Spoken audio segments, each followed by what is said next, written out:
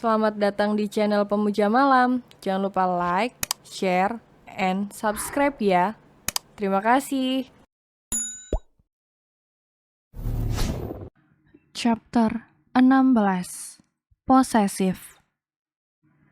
Di tempat lain, Raiden sudah membawa tubuh Morgan ke markas besar King Devil. Senyum mengerikan terbit di bibirnya. Hanya dia dan autor yang tahu apa yang ada di benak pemuda tampan itu. Raiden meletakkan Morgan di lantai. Lalu ia mengikat kaki dan tangan Morgan sebelum pria itu sadarkan diri. Sebaiknya aku tinggalkan dia di sini. Besok aku akan kemari lagi. Ujar Raiden bermonolog sendiri, namun tak lama Papirian datang dan merengkuh bahu putranya dengan tatapan lurus ke arah Morgan. Mau kamu apakan dia, Son? Aku hanya ingin membuatnya tersiksa sebelum... Tapi jangan terlalu kejam, kata Rian. Sebenarnya dia sedikit ngeri mengingat putranya yang memiliki jiwa psiko. Papa Rian pernah membawanya ke orang psikolog. Tapi bukannya membantu, justru psikolog itu malah terlihat tertekan dan enggan untuk melayani Raiden. Dan ternyata setelah diusut, Raiden ternyata sering mengancam sang psikolog hingga membuat psikolog itu hampir saja depresi. Namun tingkah laku aneh Raiden tidak pernah tampak di depan Mami Feli dan adiknya Ravelo. Raiden akan tetap menjadi Raiden yang sedang menggoda adik bungsunya. Zafrina dan Ziko sedang berbaring di ranjang. Ziko terus mengusap puncak kepala Zafrina hingga terlelap. Ziko sendiri masih belum bisa terpejam karena ada banyak hal yang kini bersarang di otaknya. Ziko sama sekali tidak mengenal Black Shadow, tapi kenapa mereka mengusik dirinya dan menculik Zafrina? Tapi tadi sebelum dia dan Raiden mendobrak pintu, Ziko dapat mendengar jelas percakapan antara Morgan dan Ina. Apa kalian saling kenal? Gumam Ziko. Semenjak bersahabat dengan Ina, baru kali ini dia merasa gadisnya menyimpan banyak rahasia. Dari percakapan itu hingga aksi memukau Zafrina saat menendang Morgan, semua tampaknya masih sulit diterima oleh akal Ziko. Pemuda itu lantas bangkit dan pergi ke ruang kerjanya. Lebih baik dia menyibukkan dirinya daripada berpikir macam-macam. Ziko membuka berkas yang tersusun di mejanya dan mulai serius bekerja. Zafrina yang merasakan kehangatan dekapan Ziko menghilang, langsung membuka mata. Dia melirik di sekitaran, tapi sepertinya suaminya tidak ada di dalam kamar. Zafrina memutuskan untuk mencarinya di ruang kerja. Zafrina hanya mengenakan baju tidur dengan bahan sutra yang panjangnya sebatas lutut. Zafrina membuka dengan perlahan pintu ruang kerja Ziko. Dan benar saja, pemuda itu sibuk dengan beberapa berkas di depannya. Sampai-sampai dia tidak menyadari jika istrinya sudah berdiri di dekatnya. King, Zafrina duduk di pangkuan Ziko dengan tangan yang melingkar sempurna di leher suaminya itu. Loh, kok bangun? Kehangatannya hilang, kata Zafrina mengerucutkan bibirnya. Ziko terkekeh sesekali tangannya membelai rambut Zafrina. Queen. Ada apa? Zafrina menyandarkan kepalanya sambil tangannya membentuk pola-pola abstrak di dada Ziko. Siapa pria yang menculikmu tadi? Tanya Ziko ragu. Dia sudah siap jika Zafrina tidak ingin membahasnya. Tapi demi memenuhi rasa penasarannya, akhirnya Ziko berani bertanya. Hanya orang gila dengan obsesi gilanya. Ziko mengernyit bingung dengan ucapan Zafrina. Dulu aku pernah menolongnya. Dia adalah Morgan Jericho. Tapi entah mengapa aku menjadi menyesal karena telah menolongnya saat itu. Tutur Zafrina. Kapan? Kenapa aku tidak tahu? Kejadiannya sudah lama. Aku juga tidak tahu kenapa dia seperti itu. Sesaat keduanya terdiam dengan pikiran masing-masing. King, ada apa? Apa ada hal lain yang mengganggu pikiranmu? Tidak ada apa. Apa, Queen? Aku hanya merasa janggal dengan semua ini. Janggal? Kenapa? Berapa kali kamu bertemu dengannya? Hanya sekali. Tapi dia langsung terobsesi padamu. Wajah Ziko tampak tak percaya. Zafrina sampai menengadahkan wajahnya menatap Ziko. Apa kamu pikir aku sedang berbohong padamu, King? Tidak. Hanya saja ini tampak janggal. Sudahlah. Yang penting dia tidak akan mengusik kita lagi. Bagaimana dengan Dom? Entahlah. Dia pengkhianat. Aku tidak bisa mempekerjakannya lagi. Apa kamu sudah menghubungi Papa? Sudah. Tadi sebelum tidur. Jawab Zafrina kembali merebahkan kepalanya di dada bidang Ziko. Kita nanti akan ke Indonesia bersama, Queen. Kamu yakin, King? Sangat yakin. Ryan menunggu Morgan sadarkan diri. Ada hal yang harus dia luruskan sebelum Morgan mati. Saat Morgan membuka matanya, Ryan tersenyum tipis. Akhirnya bangun juga. Apa maumu? Cepat katakan. Kau putra Jeremy kan? Morgan terbahak mendengar pertanyaan Ryan. Namun Ryan masih tetap tenang dan tidak menampakkan gurat kemarahan. Jika iya memangnya kenapa? Apa kau ingin membunuhku juga? Apa tidak cukup? Kau menghabisi nyawa ayahku? Ryan menatap iba pada Morgan. Kepalanya menggeleng mendengar tuduhan yang dilayangkan untuknya. Dongeng dari mana yang kamu dapat? Sehingga kamu punya asumsi seperti itu? Jangan mengelak. Aku sudah menyelidiki semua. Kamu memang anak pintar tapi kamu kurang cerdas. Sarkas Ryan. Raiden memilih duduk dan menunggu giliran. Ia hanya diam sambil bermain game di ponselnya namun telinganya begitu tajam untuk mendengar pembicaraan antara papinya dan tawanannya. Apa yang kamu selidiki? Bahkan seekor semut tidak akan aku biarkan keluar dari markasku jika sudah masuk ke dalam sana apalagi informasi. Uncle David memberitahuku dan ibuku. David, Ryan menggeram. Tangannya mengepal kuat. Kau pasti mengenalnya kan? Siapa yang akan menyangka di detik terakhirnya kami justru menemukannya dan menyelamatkan dia dari jurang kematian. Katakan di mana dia? Seru Ryan. Awalnya dia bisa tenang menghadapi Morgan. Tapi saat mendengar nama David membuat darahnya langsung mendidih. Morgan kembali terbahak. Namun tak lama kepalan tangan Ryan melayang memukul rahang Morgan. Melihat papinya yang berubah emosi, Raiden pun akhirnya mendekat. Ada apa, Pi? Katakan di mana David? Cuy, aku tidak akan mengatakannya padamu sekalipun aku akan berakhir di tangan kalian. Biarkan aku yang menginterogasinya. Papi tunggu saja. Kasihan Mami menunggu Papi. Tunggu saja. Uncle David pasti akan membalaskan dendamnya pada kalian semua. Teriak Morgan. Seketika tendangan kaki Raiden mendarat tepat di mulut pria itu. Tutup mulutmu, desis Raiden. Ryan kembali membalikkan badannya dan menatap Morgan tajam. Asal kamu tahu, Jeremy mati karena bunuh diri. Bukan karena aku membunuhnya.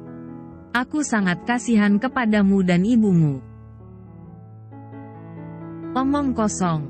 Pekik Morgan marah. Terserah mau percaya atau tidak. Tapi kenyataannya memang seperti itu. Ryan langsung berbalik setelah mengatakan semua itu.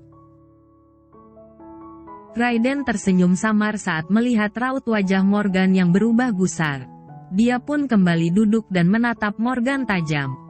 Pantas saja kelompokmu begitu lemah. Ketuanya saja mudah diperdaya oleh orang lain. Morgan tidak lagi menyahuti ucapan Raiden. Mulutnya terasa sakit dan berdarah karena tendangan Raiden yang begitu keras.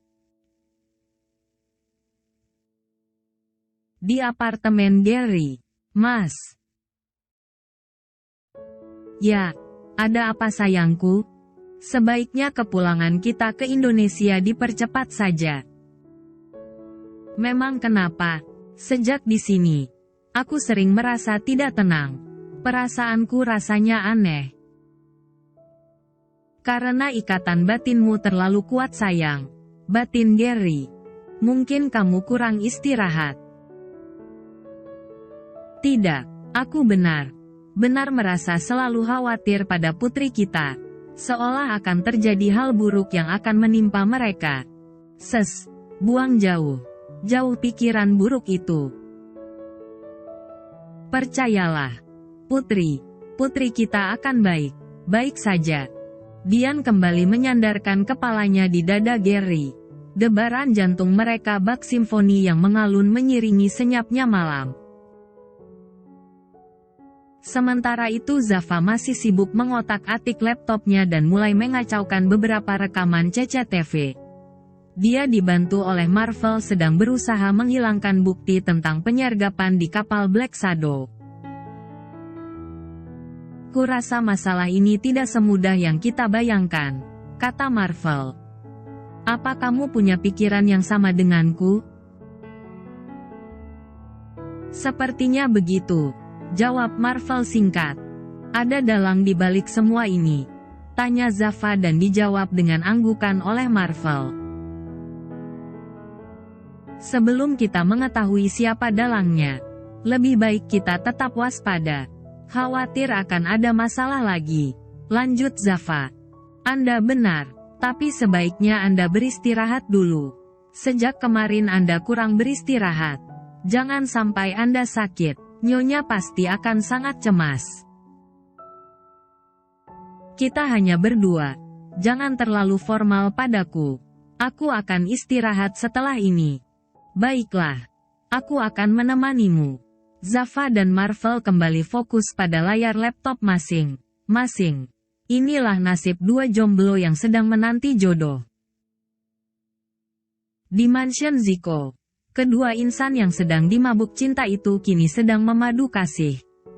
Keduanya kini sama sedang meneguk nikmatnya berumah tangga. Pagi telah menyapa. Zico dan Zafrina masih sama terlelap. Setelah beberapa kali ronde pertarungan hingga dini hari tadi, keduanya masih berpelukan dan berbagi kehangatan. Zafrina membuka matanya. Dia menatap wajah Zico yang terlelap. Wajah yang begitu damai dan sangat tampan di mata Zafrina. Dulu awalnya Zafrina tidak menyadari jika Zico adalah pria kecil yang dulu sempat ia jumpai saat dulu kedua orang tuanya melakukan resepsi di kapal pesiar. Saat di kampus mereka berkenalan dan Zico lah yang awal mulanya menyadari hal itu hingga kini akhirnya keduanya menjadi sahabat. Dan juga Dominic.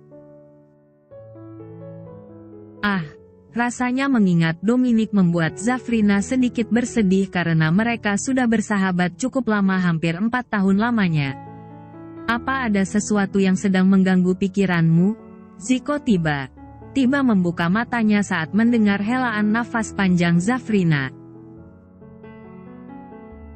Zafrina yang sedang asik dalam lamunannya seketika menoleh dan lalu tersenyum sambil membelai rahang Zico yang ditumbuhi bulu halus.